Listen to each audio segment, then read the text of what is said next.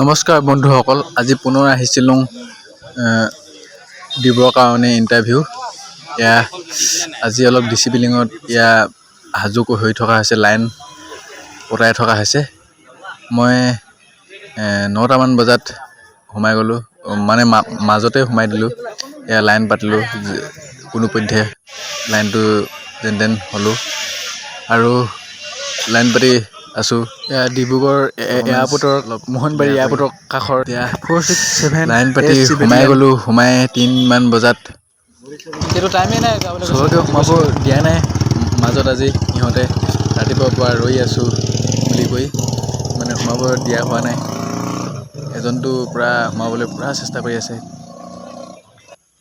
কিন্তু মই সোমাই গ'লোঁ আৰু কোনো মতে। আৰু শেষত মানে ইণ্টাৰভিউ দিয়ালৈকে একদম 4:30মান বাজি গ'লগৈ।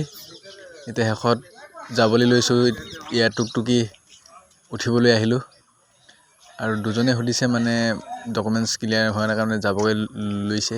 মেডিকেল তাত বোলে চেক কৰিছেচোন, মেডিকেল বোলে নহ'লেও হ'ব পাৰে বুলি কৈছে। মই কৈছোঁ সেইটো কৈছে বোলে মেডিকেলৰ নহ'লেও হ'ব বুলি কৈছে বোলে। তাত চেক কৰে বোলে, হেৰি বুলি বোলে দিব পাৰে বুলি কৈছে। যাবলৈ লৈছে বাৰু। মই কৈছোঁ তেতিয়াহ'লে তাত সোমাই চা যদি দিয়ে বোলে। মই কৈছোঁ সোমাব নিদিয়ে তাত। সিহঁতি কৈছে দিব পাৰে, কিন্তু সিহঁতে দেৰি হ'ল বুলি গুচি গৈছেগৈ বাৰু। এতিয়া ধন্যবাদ, কোনোপধ্যে পালোঁ বাৰু। এতিয়া কি হয়, এনেকুৱা ধৰণৰ বহুত কাহিনী, মানে মাতে নাপাতে ফোন কৰি মাতিম বুলি কৈছে।